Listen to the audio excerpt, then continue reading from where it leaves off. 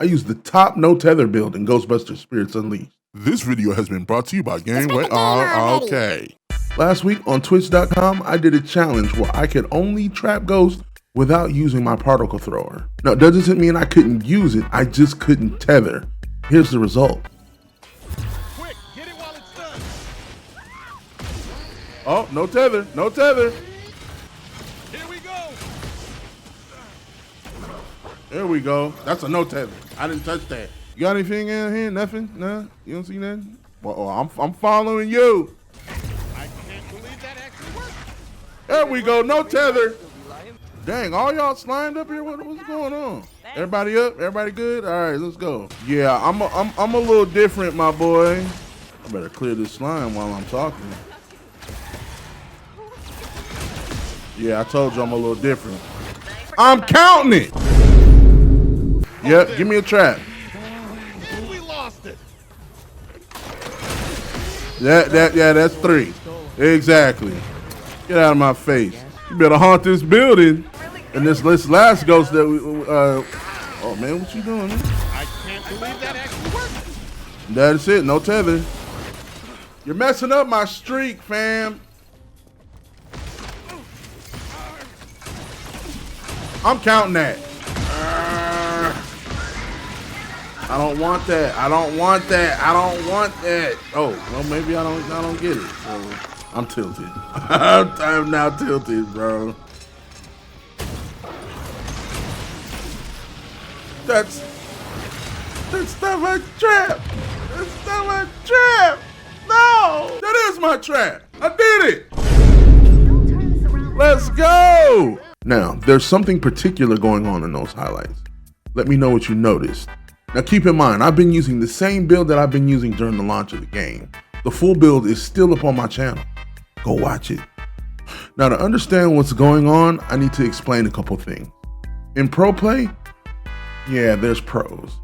There are rift hunters, ghost trackers, and skirmishers. I was a skirmisher. A skirmisher's job is to engage the ghosts and bait them into a fight. Most of the time, the skirmisher is the first Ghostbuster to go down. But a skilled skirmisher can often fight off and a lot of times solo capture the ghost. And oftentimes pro Ghostbusters would go into a public match and practice their skirmishing skills. Now, skirmishers have a specific build in order to fight ghosts that often don't require a particle thrower, but they use the quick tether particle thrower build. Better to have it and not need it than need it and not have it. Okay, I'm gonna show you this build, but don't get mad at me if you can't get it to work. Because there's another part to this. You need to watch the whole video, okay? We've already established that particle throwers are the quick tether build. For the purposes of this update, we're gonna change the particle thruster to the ionic reverser. Does that make sense? Well, hopefully it makes sense. Particle thruster got nerfed. So ionic reverser is the better choice. This is probably mutual consensus.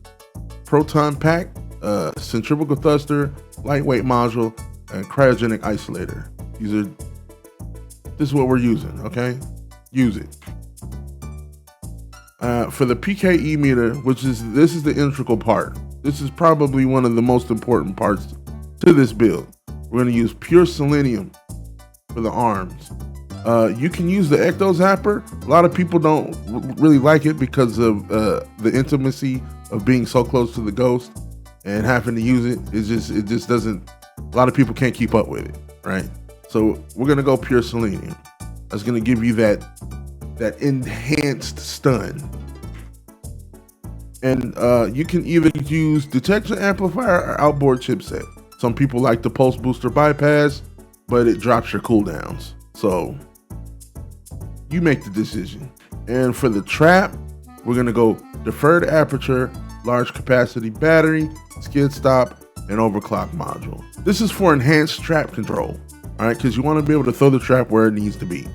And there's no way getting around that. It needs to go where it needs to go. If you can't do that, using this method isn't gonna work. Deferred aperture is gonna give you a wider cone. Large capacity battery is gonna give you the instant open on the trap. Skid stop, it's gonna stop where you need it to go. An overclock module is gonna give you a safety net of being able to amplify the pull if the ghost is high in the air. Now the gadgets are debatable. right? Gadget, whatever gadget you want to use is debatable. You can either go disruption pylon, belt gizmo. Belt gizmo now is better for skirmishers because you get a freebie when the ghost passes through you, or ionizer pods to slow the ghost down. Those are the probably 3 skirmisher tools. I'm going to be testing out the belt gizmo more in this update because of its new feature, and I'm pretty sure that's going to be really strong. Does it work? There we go.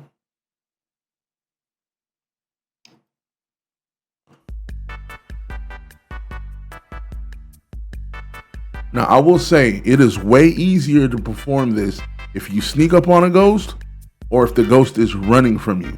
But that's not the purpose of this build. The build is to fight and stave off ghosts, and for the most part, buy time until your teammates get there.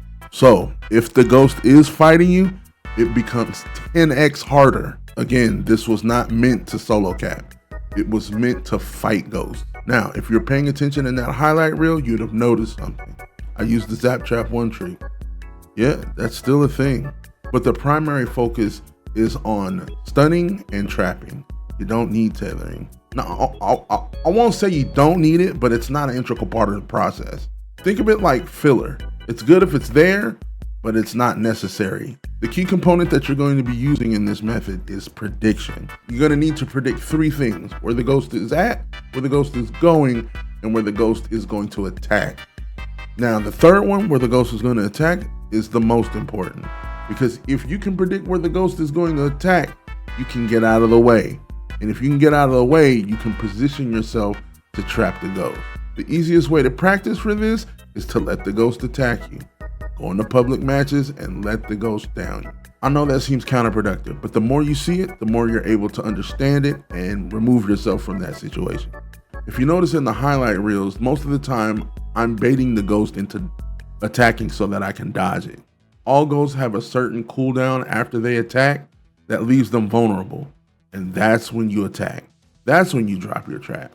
For some ghosts, it's not that obvious, but for a lot of ghosts, it's blatantly obvious. You can see it. There's a hole in the attack.